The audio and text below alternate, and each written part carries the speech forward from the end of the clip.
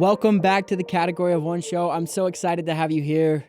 This episode is going to be different than one we've ever done before. We do not have a guest. Cam is not here. It's just me.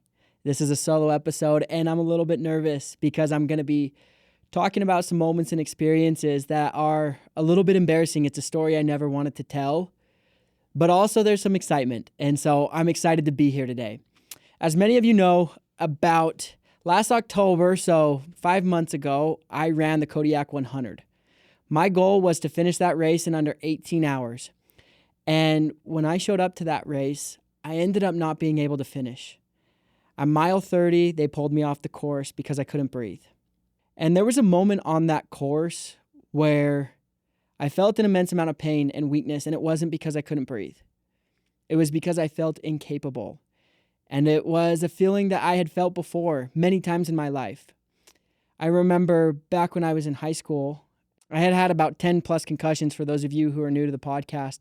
And I wasn't able to play my senior year of football. And I remember one night in particular, I was laying on my floor and I was sitting there playing a sad song and everything. And as I was playing that sad song, I had this moment of inspiration where I felt like I was enlightened. I felt like I was guided towards something greater than myself. And it said, I really want to get to know who I am. And so in that moment, I got up and I hurried and wrote down everything that I liked about myself. I said, I want to get to know who I am. So I wrote down a list of 300 things, which could have been anything from food to people to experiences, just everything about the world. But I also felt very weak in that moment. I felt incapable because I wanted to do something and I couldn't. And I hated that feeling. And so what I did is I sat down and wrote another list of 300 things that I didn't like. Places where I felt uncomfortable, places that made me feel inferior. And I decided I was going to spend 80% of my time in the things that I did like and about 20% of my time in the things that I did. And I decided I was going to pick 2 every single time. And as I picked 2 every single time, I started to grow a lot of confidence in myself, knowing that the things that I was the most afraid of weren't so scary after all, and that I was a whole lot more capable than I thought. And when I was sitting there on Kodiak, I remember one moment in particular. I come into the aid station. I look up at my dad, and I couldn't breathe at all. And I just remember looking at my dad like, help me, do something. And he looked back at me, and there wasn't a whole lot he could do. And I was scared because I didn't know what was going on. I'd never been there before, never thought I would be in that position before. Like, who struggles with their lungs, right? Especially where you're young, and it's a run that I had done a lot of times, like 30 miles. I had done 6 weeks leading up to that race. It wasn't something new to me. So why was this happening? And after a long journey of trying to figure out that answer, I started to figure out what it was. And that's what I want to talk about today. If you listen to the podcast episode where we go back and recap the Kodiak 100, I thought there was fluid in my lungs. I thought there was something wrong with my heart. And so I went through the whole doctor system. I went and got checked. I did blood work. They checked the CO2 levels in my body. They checked if everything was functioning correctly. And they even checked for hypertension. And everything came back perfectly normal. And so I thought, what is the problem? And so fast forward to February, I was running the Surf City Marathon. And as I'm running the Surf City Marathon, I had done all the training, all the preparation. I was ready to go. I felt more than capable of hitting my time. I was trying to go sub 2:45. Now, I start off on the first mile, and I had the exact same experience I had on the Kodiak 100. Heart rate shot up to 165, body started to shut down, lungs started to close in, and it wasn't that my esophagus was getting closed. It was that my chest wouldn't expand. And I started to feel everything that was coming back, and I did not know what to do. I was like, oh, I'm going to have to quit this race as well. But I had a moment of inspiration just as I did on the floor that day. And I said, this is not a physical problem. This is an emotional problem. And I realized that I was having a panic attack. And once I realized that I was having a panic attack, I had this moment of excitement because obviously for those of you who know me know I love to learn about emotions. I love to learn about the body, and to realize that that's what was going on, I knew how to solve this. And so I go inside And I started talking to myself and I said, Brock, I love you. And I'm so grateful for everything you've done to get to this point. I'm so grateful for every single day you showed up and put your shoes on and trained for this. Now, if you want to panic and be injured, that's okay. I'll ride this wave with you. But if you want to go out and do what we came here to, that's okay too. I'm okay either way. And all of a sudden, my body let go. My body started to relax. And I was more than capable to go out there and finish that race. And I ended up hitting my goal. I got 2:45 and I finished. And so you know what they say, fall down 7 times, get up 8. And I don't want that feeling of weakness that I was incapable to follow me around. And so I am here to announce that I will be running the Moab 240 this October. I'm going to run 240 miles through the desert in hopefully 4 days, roughly. I have no idea what time this is going to take. It's something completely new for me. But my theme for this year, my theme was to be enlightened. I wanted to feel connected to myself. I wanted to feel connected to my family and connected to God. And so I was going to do whatever I could to be able to create experiences where I can have that. And I don't think there is a better way than to face this Goliath in front of me. And so this October, I'm coming for you, Moab. You know what's funny about this whole experience is I kind of counted myself out from ever having a panic attack. Like I remember back when I was in college at Utah State, we show up to our first day of class and one of our teachers says, and a lot of people in psychology have struggled with anxiety, depression, and that wasn't something that I had really experienced. Obviously, I had had anxiety, I'd had depression, but nothing that was ever prolonged or really affected me. I was a pretty optimistic kid for the most part. And so I show up to the first day of this class and the teacher invites everybody in the class to try to induce a panic attack. And many of the kids start looking around and they're like, no way, that sounds awful. But the teacher gets us to commit. He says, I want you to try to induce a panic attack. And I commit. I was like, oh, okay, I'll do it.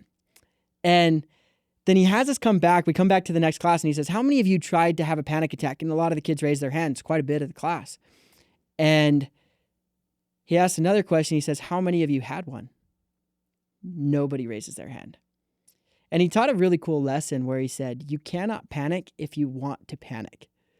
And to me, that was just this light bulb moment where it was like, I want it all.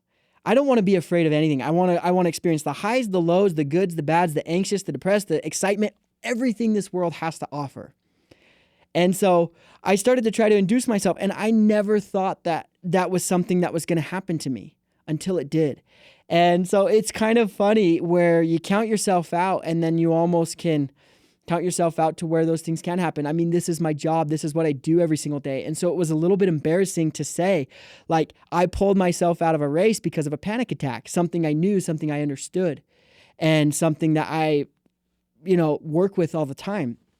And so, I'm really excited to be able to confront this because it's a new level of myself that I now get to develop and to create because it's something that is new and novel. And, to me, that's exciting because where there's new levels that I get to unlock inside myself, I've recognized in my experience that you can only connect to another's darkness to the willingness that you have to connect to the darkness inside of yourself.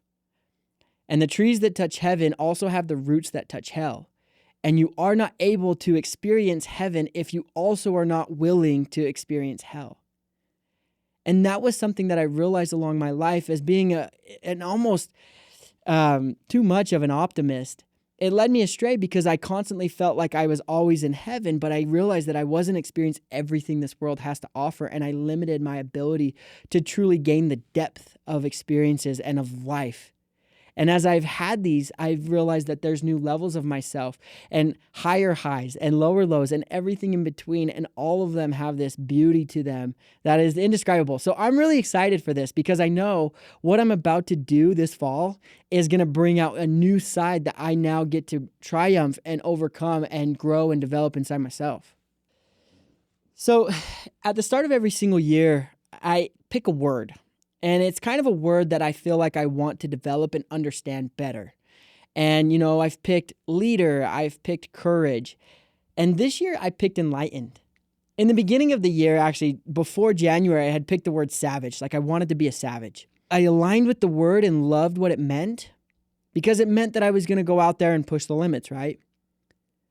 But a lot of what I recognized as I pursued that word is that it came from a place of trying to prove myself, and I wanted the approval of other people, which left me feeling short. I think that's a lot of what drove the panic attack with the Kodiak 100. I feel like I put so much pressure on myself to go out and have to perform rather than just simply enjoying and developing myself to the experience. I wouldn't slow down on the runs. I wasn't allowing myself to train properly or eat properly or fully indulge in the process because there was so much pressure that every single run was make or break. And I didn't love that. And so the switch was I wanted to feel enlightened. I wanted to feel connected to myself, connected to the world, connected to God. Because I feel when I'm enlightened, I'm not running because I have to perform. And I'm not running to feel enough. I'm running because I already am. And that shift has changed the process completely. I'm able to follow the program. I'm able to completely indulge in the experience and allow myself to develop. And it's not about the numbers, the metric, or the result. I've been able to let go. It's more about who I get to become from the experience. And as I do that, I've noticed that I have so much more to offer to my family and to the world and to the guys inside of CO1 and also everyone that I get to interact with because I can connect on such a deeper level without having to feel like this is all one big performance. Like life is not about one big performance. It's not a performance. It's simply a development and stepping into that creator role and going and building the outcomes that you want to have. So a lot of people will ask me, like, why running then? Like, if there's nothing to perform and if there's nothing to chase after, then why would you go put yourself through so much pain? And there's an interesting experience. I remember when I finished the Hurt 100 in January of last year, I had completely demolished my body. Like, my ankles were hurting, my knees were blown up. You should have seen my feet. Like, they didn't even fit in my shoes anymore. I could barely walk. Like, I remember there's this video of me with my poles trying to make it to the car, and I just was struggling. But as I was sitting there walking, struggling to get to the car, my body's just shutting down.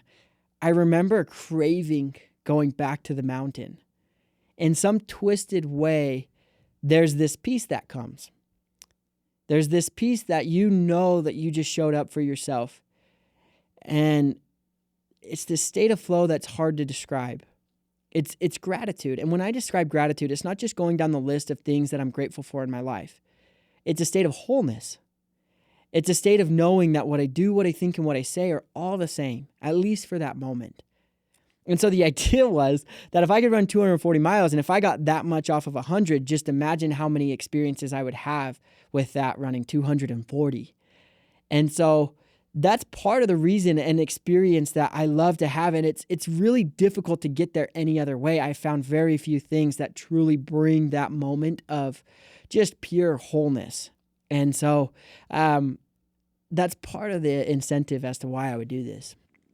Okay, so let's talk about the Moab 240 in general. For those of you who don't understand the ultramarathon world, so basically I'm going to try to run 240 miles in 4 days. I have 5 days to be able to complete it, but that seems like a really long time to be out there. It'll be tough. So the elevation is about 40,000 feet of elevation over the 240 miles. There will be parts of it where I'm above 10,000 feet of elevation just up in the mountains. So there's some altitude involved with it. And part of the cool thing with this course in particular is that the weather changes so dramatically because you're in the desert and it's in the fall. So you can experience extreme highs and extreme lows all in the same day. There can be river crossings. There can be, just up in the mountains in the snow, and you could be down in the bottom with 80 degrees. And so part of the challenge is that you are facing so many different weather. The course brings out really high caliber athletes every single year. This is one of the hardest races to get into. You'd be surprised how difficult it is to get into a 200-mile race. Like, this thing has a wait list of like 1,000 people. And so shockingly enough, I got in on my very first try. I didn't expect that, but I'm in and I'm excited to be out there. And I'm just excited to really see what I'm made of. Another part to this race was with Enlightenment, there's a connection to other people that I wanted to have. When I'm training to go fast or when I'm training for an elite race, it's really difficult to bring others along. It's a very solo journey. I mean, to find someone that's able to hold a 10:30 pace while climbing up a 8% incline is hard, to any standard. And so it's a very much a solo journey. And I didn't love that about the experience last time. I wanted to be able to have other people interact and experience it with me. I loved Canyonlands 100 when I did that for my very first 100 miler because, my brothers were there, my mom was there, my son was there, my wife was there, and everyone, I saw them, every 25 miles, and they were feeding with me. My brothers came out and ran with me. I got to get to know them. We spent a lot of hours just talking about life and experiences, and I felt like it connected to me, to them, more than anything else ever could. And so part of with Enlightenment, I tried to pick experiences where I could do that. So like one of them was picking local races. So I'm going to run the Utah Valley Marathon and try to go sub 240. Salt Lake City High Rocks is going to bring an entire community together where we have mountain ops coming and getting involved and their community. And then the CO1 community is going to be coming. And then along with that, with the Moab 240, you can have pacers after mile 60 for almost the entire rest of the way as long as they can log a bit of miles. And so one thing that'll be really cool is the fact that I'll be able to have people with me and come and interact and be a part of the experience the entire way. And so I'm really excited for that because I feel like I'll get to know these guys and connect with them. And I got some guys from CO1, I got my brother, and I have, my wife is actually going to pace me for the last 40 miles of this race.